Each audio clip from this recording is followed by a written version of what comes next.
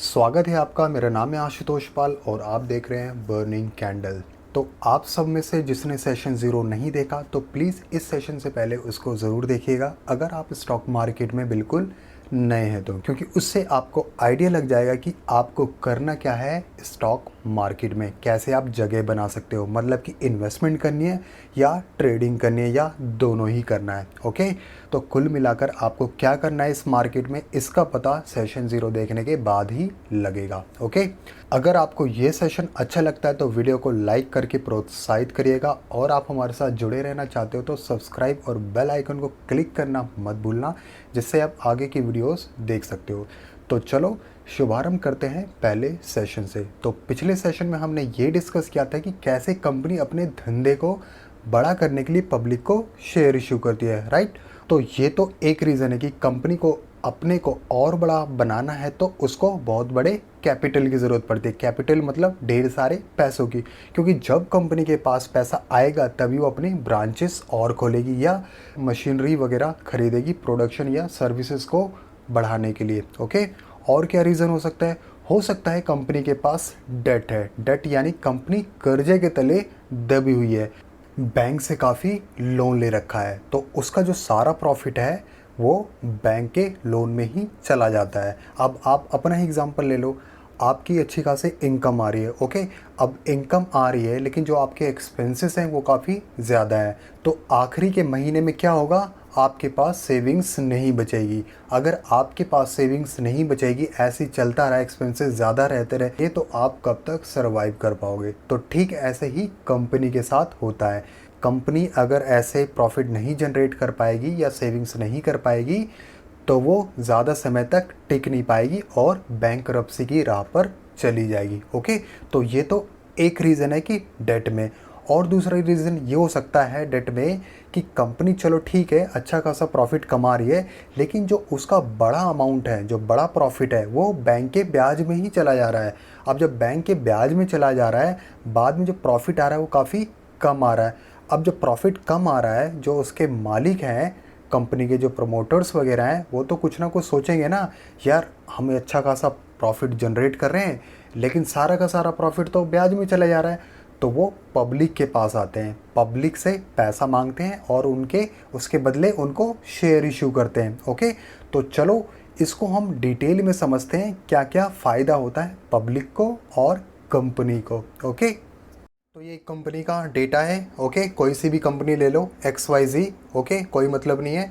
तो हम मान के चल रहे हैं, ये जस्ट एग्जांपल है कि एक कंपनी है जिसका पूरे साल भर में 100 करोड़ रुपए की इनकम जनरेट करती है। इनकम जनरेट कर रही है यानी कि सेल्स है। ओके, पूरे साल भर में 100 करोड़ रुपए की सेल्स होती है, इसको रेवेन्यू भी बोलते हैं। ओके, अब क्या होता है कि मान लो किसी कंपनी का कोई धंधा है, मान लो पेन बनाने का ही, तो पूरे साल भर में उसने 100 करोड़ रुपए का पेन बेचा, तो उससे 100 करोड़ रुपए पूरे के पूरे कंपनी के पास आ गए। ओके, तो ये तो हो गया पूरा सेल्स। अब दूसरा है यहाँ पर एक्सपेंडिचर। तो एक्सपेंडिचर कितना है यहाँ पर, 70 करोड़ रुपए। ओके, मतलब कि उस जो रेवेन्यू, जो सेल्स को जनरेट करने के लिए उसे 70 करोड़ रुपए खर्च करने पड़े। 70 करोड़ रुपए कैसे खर्च, रॉ मटेरियल में खर्च किया होगा कंपनी ने, और जो लेबर चार्जेस वगैरह होते हैं कंपनी के, जो एम्प्लॉय वगैरह है उन पर उन्होंने एक्सपेंस किया होगा, और मार्केटिंग में जो खर्चा आया होगा, जितना भी खर्चा आया है टोटल उस सेल्स को जनरेट करने के लिए, 100 करोड़ को जनरेट करने के लिए, वो सारा का सारा टोटल एक्सपेंडिचर में हमने डाल दिया। 70 करोड़ रुपए आया वो। यहाँ तक क्लियर। अब दूसरा है earning before interest and taxes. ये क्या होता है, तो ये होता है इबिट, इसको बोलते हैं EBIT, earning before interest and taxes. Okay, इसमें क्या होता है, इसमें अभी मतलब कि 100 करोड़ रुपए की सेल्स की 70 का खर्चा आया, तो कंपनी के पास 30 करोड़ रुपए का प्रॉफिट बचा। अब इस प्रॉफिट में अभी इंटरेस्ट नहीं लगे, क्योंकि उससे पहले का अभी ना इंटरेस्ट, अगर कंपनी ने कोई लोन ले रखा है तो इंटरेस्ट लगेगा उसमें, ब्याज जो होता है, और टैक्स तो गवर्नमेंट को देने ही पड़ेंगे। ओके, जितना भी प्रॉफिट जनरेट किया है, तो उसे बोलते हैं इबिट। अब इबिट कितना है इसका, 30 करोड़ रुपए। ओके, तो 30 करोड़ रुपए इबिट है। अब मान लेते हैं कंपनी के पास कंपनी के पास कर्जा है 100 करोड़ रुपए का, 100 करोड़ रुपए का लोन ले रखा है उसने, बैंक से लोन लिया हुआ है। ओके, अब बैंक से लोन लिया हुआ है तो ब्याज तो देना पड़ेगा, तो ब्याज वो 15% के हिसाब से मोटा मोटा हम लगा के चल रहे हैं, 15% के हिसाब से वो ब्याज देगी। तो 100 करोड़ का 15% कितना हो गया, 15 करोड़ हो गया, सिंपल। ओके, ये 15 करोड़ हो गया, सिंपल। अब कितना बचा कंपनी, अब हट गया यहाँ से, इंटरेस्ट भी हट गया, अब क्या बचा, EBIT, EBT यानी कि अर्निंग बिफोर टैक्स। ओके, अब मतलब कि इसमें ब्याज भी लग गया, अब ये टैक्स, तो टैक्स कितना है, 15 करोड़ का टैक्स लगा है यहाँ पर। ओ 30% टैक्स किस पे लगेगा, जो प्रॉफिट हुआ है, प्रॉफिट जो इंटरेस्ट के बाद का है, तो वो 15 करोड़ रुपए बचा था EBIT, earning before tax, tax नहीं लगा ना। अब इसमें टैक्स लगाएंगे 30%, हम मोटा मोटा लगा के चलते हैं। ओके, 30-40% तक भी होता है, डिपेंड करता है कंपनी टू कंपनी। ओके, तो इसमें हमने 30% का लगा के चला है, तो 30% 15 करोड़ का कितना हो गया, 4.5 करोड़ रुपए हो गए यहाँ पर। Okay, clear. तो 4.5 करोड़ रुपए, 15 करोड़ में से 4.5 गए, तो कंपनी को 10.5 करोड़ का प्रॉफिट हो गया मोटा मोटा। ओके, ये एकदम एग्जैक्ट प्रॉफिट है, 10.5 करोड़ का हुआ है। अब कंपनी ने 10.5 करोड़ रुपए का प्रॉफिट जनरेट किया। ओके, अब देखो क्या होता है, ये तो हो गया ब्याज, क्योंकि ब्याज ले रखा है कंपनी ने। अब इसको मैं थोड़ा सा साइड करता हूँ, तो यहाँ पर इसको डिलीट करता हूँ, हटा दो। अब कंपनी क्या करती है, शेयर इशू करती है।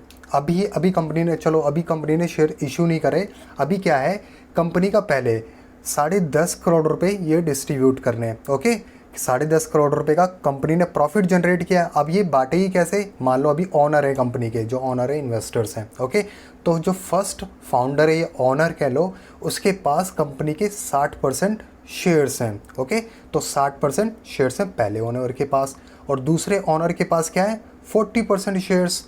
पब्लिक के पास क्या है, पब्लिक के पास कुछ नहीं है, अभी पब्लिक के पास आए नहीं है, ये पब्लिक से पहले का हिसाब है कि कर्जे से चला रहे थे, बैंक से लोन लेके कंपनी को चला रहे थे। ओके, तब क्या हुआ, जो प्रॉफिट डिस्ट्रीब्यूट करते थे आपस में, प्रॉफिट का जब बंटवारा होता था, तो 60% के हिसाब से 6 करोड़ 30 लाख बनते हैं पहले के 60% के हिसाब से। 10.5 करोड़ को हम इसमें 10.5 करोड़ को डिस्ट्रीब्यूट करेंगे। ओके, और 40% के हिसाब से 4 करोड़ 20 लाख बनते हैं यहाँ पर, ये हो गया। Okay, simple. ये प्रॉफिट हो रहा था कंपनी को, अभी तक कंपनी को प्रॉफिट हो रहा था, कंपनी डिस्ट्रीब्यूट कर रही थी अपने फाउंडर को, जो ऑनर होते हैं। ओके, उनको इस हिसाब से अब तक दे रही थी। अब यार ये सोचेंगे, अब जो ऑनर हैं उनका तो दिमाग खटकेगा ना, कि यार ऐसा कैसे कि हम कंपनी 30 करोड़ रुपए सब कुछ कर करके कमा रहे हैं, 30 करोड़ रुपए प्रॉफिट निकाल रहे हैं, मतलब कि सारा खर्चा निकाल के, लेकिन हमें एट द एंड कितना मिल रहा है, 10.5 करोड़ रुपए। अब ये किसकी वजह से हो रहा है, ये इसकी वजह से हो रहा है क्योंकि कंपनी ने 100 करोड़ रुपए का लोन ले रखा है। ओके, कंपनी ने 100 करोड़ का लोन ले रखा है।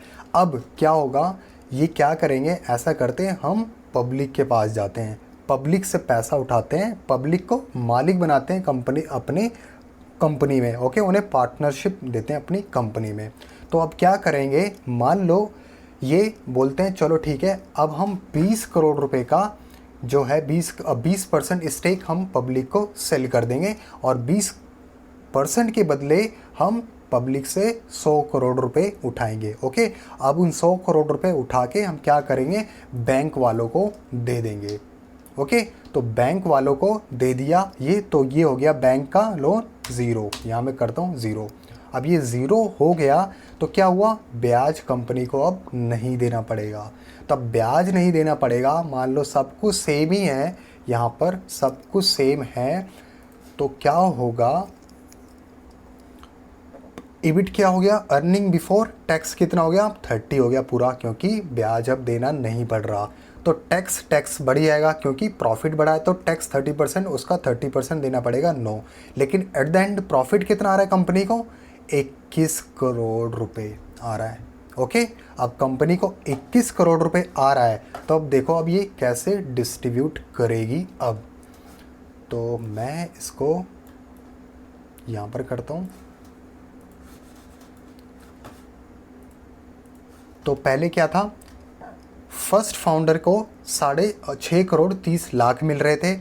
अब क्या करा, 20% शेयर्स पब्लिक के नाम कर दिए। तो 20% कर दिए तो फर्स्ट फाउंडर की जेब से गए मान लो 10% शेयर्स इसके उससे गए फर्स्ट फाउंडर से, तो इसके 50% बचे, और 10% सेकेंड फाउंडर ने दिए तो 30% बचे इसके। ओके, लेकिन अब प्रॉफिट कितना हो रहा है, यही 50% है, पहले 60% था, प्रॉफिट हो रहा था 6.30 करोड़ रुपीज़। ओके, लेकिन अब कितना हो रहा है, क्योंकि बैंक को सारा पैसा दे दिया, ब्याज नहीं भरना पड़ रहा, तो अब 21 करोड़ रुपए का कंपनी को प्रॉफिट हुआ, तो 50% बनता है 10.5 करोड़ रुपए। पहले इतना बन रहा था, अब 10.5 हो गया। इसी तरीके से सेकंड फाउंडर को 6.30 करोड़ रुपए मिलेंगे। ओके, 30% पे। अब पब्लिक भी पार्टनर बन गई है ना, तो पब्लिक को भी ये 4.20 करोड़ रुपए देंगे एज ए डिविडेंड। ओके, जो हर साल देती है। ओके, तो ये 20% अब पब्लिक को भी देने, क्योंकि पब्लिक भी अब मालिक है कंपनी की, पब्लिक के पास भी स्टेक है कंपनी का। ओके, तो ये होता है बेनिफिट इन केस अगर कंपनी डेट में है, तो पार्टनर बनाओ पब्लिक को और प्रॉफिट को और अच्छी तरीके से जनरेट करो। ओके, तो ये तो हो गया एक एग्जांपल। और हमारा दूसरा एग्जांपल क्या था, कंपनी अपने धंधे को जैसे बढ़ाती है ना। हमारा एक और एग्जांपल जो हमने सेशन क्लास 0 में दिया था, तो ये रहा। तो क्या होता है, मान लो उसका भी एग्जांपल मैं बता देता हूँ जल्दी से, कि कंपनी ने जब अपने धंधे को बड़ा कर लिया, ब्रांचेस वगैरह ओपन कर ली, ओके, तब क्या होगा, तो जो सेल्स अगर 100 करोड़ रुपए कर रही थी, तो मान लो अब 200 करोड़ कर लेगी। ओके, मान के चल रहे हैं कि कंपनी ने अब 200 करा। अब 200 करोड़ रुपए किया, पहले देखो क्या था, पहले 100 करोड़ था, 70 का एक्सपेंडिचर था, ये वगैरह वगैरह। तो अब क्या होगा, 100 सेल्स किया, क्या नाम है, 200 करोड़ का सेल्स किया, एक्सपेंडिचर कितना हो गया 140। तो ये डबल, कुछ चीज़ें होती है जो फिक्स होती हैं, वो हम बाद में डिस्कस करेंगे। तो चलो यहाँ उसको छोड़ते हैं, हम टोटल एक्सपेंडिचर क्या हो गया, डबल हो गया, हो गया 140 करोड़ रुपए। तो कंपनी को एट द एंड जो प्रॉफिट हुआ कितना हुआ, 42 करोड़ का। ओके, तो 42 करोड़ का प्रॉफिट हुआ। तो पहले क्या मिल रहा था, पहले कंपनी का वही सेम था, 60% के हिसाब से 12 करोड़ 60 लाख मिल रहे थे, और सेकंड फाउंडर को 40% के हिसाब से 8 करोड़ 40 लाख मिल रहे थे। ओके, जब कंपनी ने अब पब्लिक को बना के पब्लिक से पैसा लिया और अपने धंधे को बड़ा करा, कई ब्रांचेस ओपन करी, तो प्रॉफिट डबल हो गया। अब प्रॉफिट डबल हो गया तो 50% पे अब कितना मिलेगा, उससे 21 करोड़ मिलेगा, और इसी को 30% पे मिलेगा 12,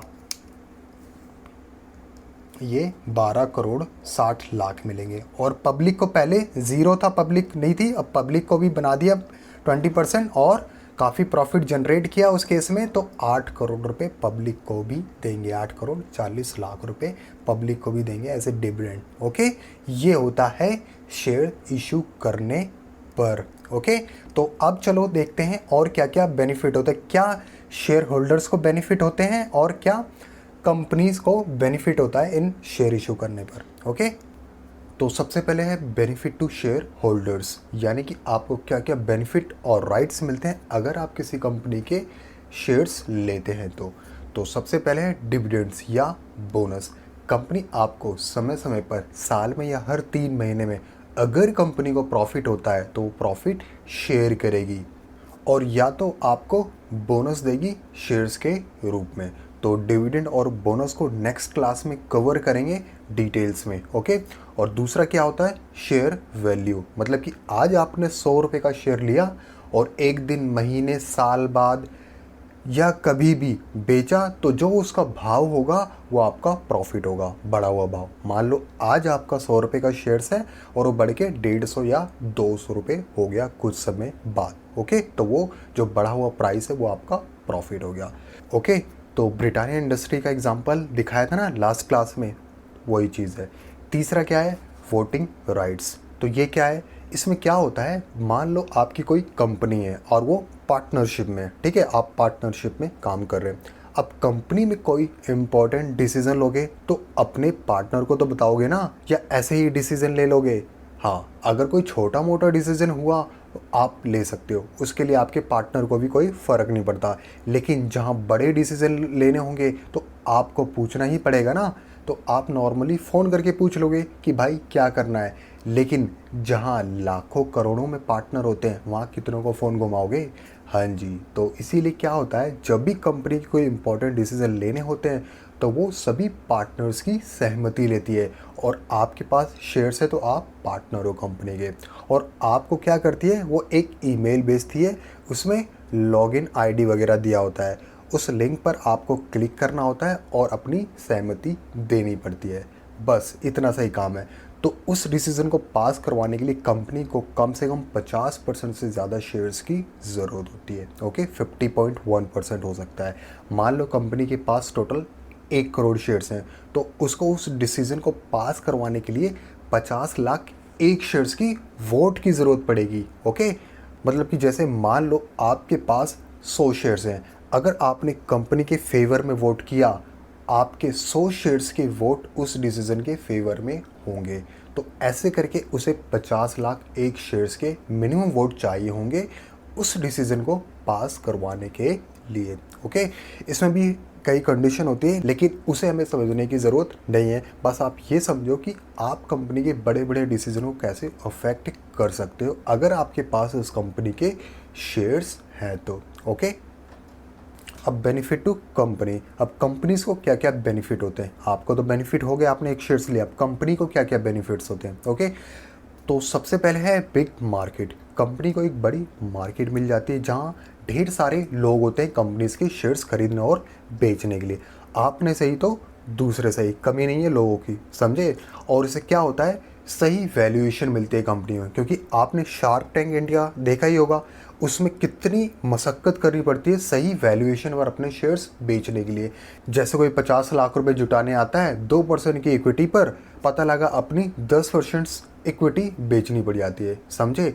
अब इसका मतलब ये नहीं है कि वो लोग सही नहीं है और फ़ायदा उठा रहे हैं, क्योंकि इसका दूसरा पहलू भी है। वो लॉस मेकिंग कंपनीज़ में या शुरुआती दौर में पैसा लगाते हैं, वो आइडिया पर पैसा लगाते हैं ताकि कल को कंपनी काफ़ी बड़ी और प्रॉफिटेबल हो सके।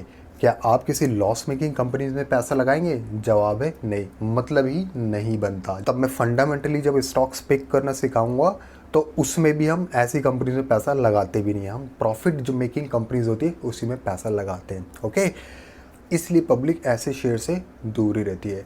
90% स्टार्टअप फेल भी हो जाते हैं, तो उन्हें ये करना पड़ता है ताकि कम से कम रिस्क हो। आप नहीं कर सकते ऐसी कंपनी में, क्योंकि पेटीएम का हाल तो देखा ही होगा, लॉस मेकिंग कंपनी थी, आई शेयर मार्केट में 2000 रुपये के भाव से 500 रुपये के भाव पर पहुंच गए। क्या हुआ? करना चाहिए था ना इन्वेस्ट, कैसे कर लोगे? क्योंकि स्टॉक मार्केट में सबको प्रॉफिट दिखता है, जल्द से जल्द प्रॉफिट कमा सके। अब वो कंपनी कब प्रॉफिट कमाएगी या नहीं कमाएगी किसको पता। तो कौन ऐसे झंझट में पड़े, जब प्रॉफिट कमाएगी तो शुरू कर देंगे भैया पैसा लगाना, समझे? ये है दूसरा पहलू। इसलिए उन्हें इतनी मशक्क़त करनी पड़ती है, क्योंकि वही लोग हैं जो पैसा इन्वेस्ट कर सकते हैं ऐसी कंपनीज में। आप सब नहीं कर सकते, ये पता है उन्हें। ओके, तो इसलिए कंपनी जब स्टॉक मार्केट में आ जाती है तो उसके सामने काफ़ी इन्वेस्टर्स होते हैं या पब्लिक होती है, जिनको वो अपने शेयर्स अच्छे दामों पर बेच देती है। ओके, और तीसरा क्या है? लिक्विडेशन। मतलब कि जब भी कंपनी को शेयर्स अपने ही खरीदने होंगे वापस पब्लिक से तुरंत मिल जाते हैं, या कंपनी को और शेयर्स बेचने होंगे तो तुरंत बिक भी जाते हैं। जैसे कंपनी के पास ज़्यादा प्रॉफिट हो जाता है तो अपने शेयर्स वापस खरीदने लग जाती है बाई बैक के जरिए।